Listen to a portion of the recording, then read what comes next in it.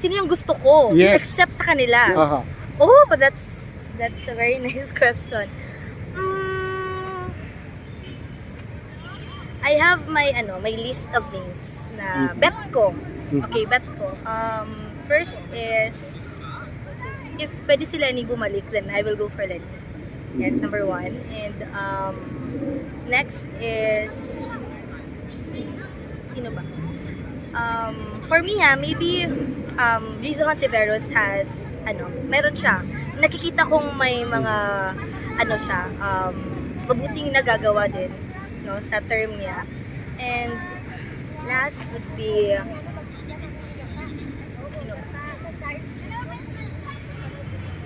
Nagli tayo sabay-sabay. So far yun lang muna. Yan. May so far yun lang pabula akong muna. tanong kay ma'am. Oh, sure. Ma'am, di ba sabi niyo po kung pwedeng si VP Lini. So sa tingin niyo po kung si VP Lini, ano ba ang katangian meron siya na sa tingin niyo ay pwede siya maging pangulo ng ating bansa? Okay yun. VP Lenny, like, actually before, hindi naman talaga ako into politics, no?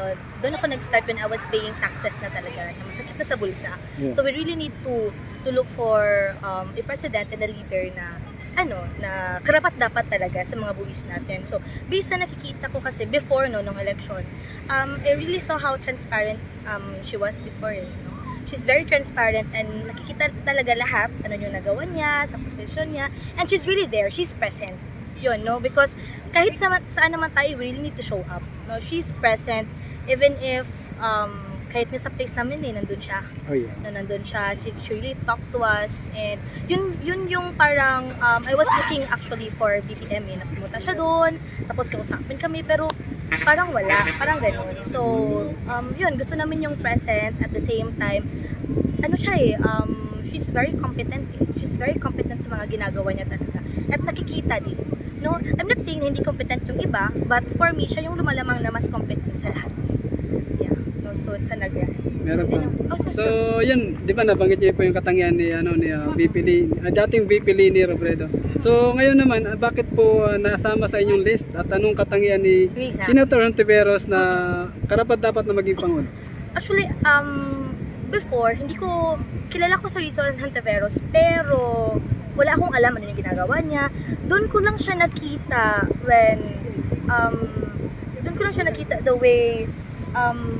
the way siya mag-handle ng mga issues sa, ano ba tawag doon? Forgot. Doon sa hearing, yung may mga hearing, di ba? I really love her personality na wala talaga siyang takot to fight what is right. Kahit mabash siya ng mga tao, kahit sino yung nasa, kahit ano kalaking tao yung hinaharap niya, but when gusto niya mag-stand kung ano yung tama, nandun siya she's very strong, and I have that personality as well kasi na yun, hindi natatakot kahit nasa ganitong level lang siya, tapos yung let's say, hindi man katunggali, pero like yung sino yung yung may mga issue sa kanya, yun, she's really there, and she's showing up and pinapalabas niya talaga kung ano yung mayroon sa kanya. Like parang walang naka-block, parang she's very open and she's very real talaga and blunt sa mga sinasabi, which is tama din naman. Yeah. So ma'am, so ano ibig niyo sabihin, sa ngayon pa lang ay nakahanda na po kayong ipangampanya sila VP Lini at saka si Senator Yun yung sabi Hontiveros. ko, based sa tanong nyo kanina, kung Yes. kasama ba sa top 3, wala pa akong masabi, di ba? So, kasi we don't know what will happen in the next sa ilang years, di ba? So, yung sa akin, as of the moment, yun muna. Yes, Sila. yes. But I'm not saying I'm gonna campaign for them. No, if maybe if for these years nakikita ko din ano yung ginagawa nila, then hindi lang sila dalawa ni Lenny and si Hontiveros, yung others din, sino ba yun? Si Sara, si Rafi Tulfo at yung isa. Then if sa kanilang lima, let's talk about sa kanilang lima, may nakikita akong okay din sa term nila, then I can campaign ko talaga sa yung best. But hindi lang for sa akin lang na opinion, but based sa nakikita. Ito ma'am, first time ninyo dito sa Dolomite Beach? Yes, it is my first time. Okay, sige. Ma'am, ano po ang reaksyon ninyo, masasabi ninyo dito sa Dolomite Beach? Actually, I was surprised, I'm happy to see na ito pala yung Manila Bay before, because noon, I think I was 12 years old My Yeah. last visit sa Manila Bay, and alam naman natin na madumi siya talaga. Madumi siya, tapos parang hindi ka proud as a Filipino na makita yung Manila Bay before. But right now, I'm really amazed. Amazed ako na na-transform talaga siya. And since it's my first time, again, I think ilang years ako bumalik dito sa Dolomite, even if I've been going naman sa Manila from time to time. Pero ngayon lang talaga ako naka-visit dito, then I'm really amazed. And I think this is one of the President Duterte's project, right? Yes, yeah. And Totoo. kudos to President Duterte for making Manila Bay a very beautiful place again, that as Filipino proud tayo na maipapakita sa ibang turista, at least nandito na. Yes. Ayan, okay.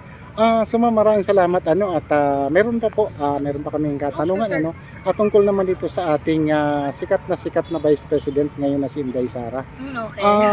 Bilang Vice President, ano po ang masasabi ninyo sa kanya at bilang head ng Education. education, Oo. ano naman po ang magiging reaksyon ninyo tungkol doon? If I want to be honest, I'm really not that happy actually to see yung mga nangyayari ngayon based sa news na nakita natin, and hindi naman na wala akong believe kay Sara. I think meron naman siyang malaking plano, knowing na ilang years pa yung term niya but as of the moment parang she needs to improve more pa, kasi madaming mga tao talaga na maraming expectation sa kanya, knowing na anak siya ng presidente. Yes. So yun, we want to expect more from her, knowing na we are all taxpayers and tayo ang boss kasi Yes, tayo totoo yan. bumabayad ng buhis, at yung buhis yung sumasahod sa kanila.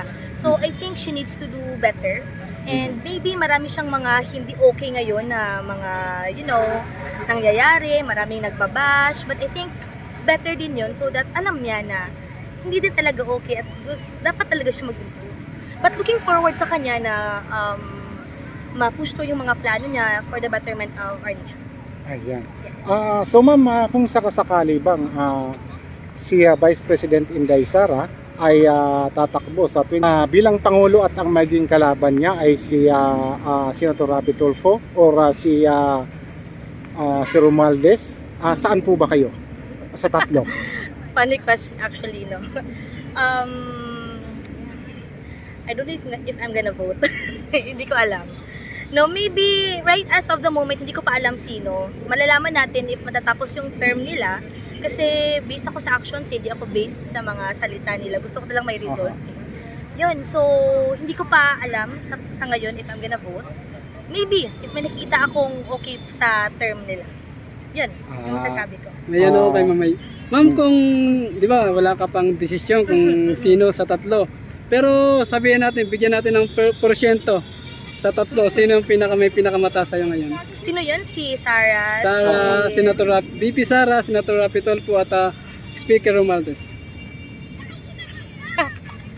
Natatawa ako, pero ano ba yun? Ano ba? Di ba sabihin natin 1, 2, 3. Yung 1 yung pinakamataas sa kanila.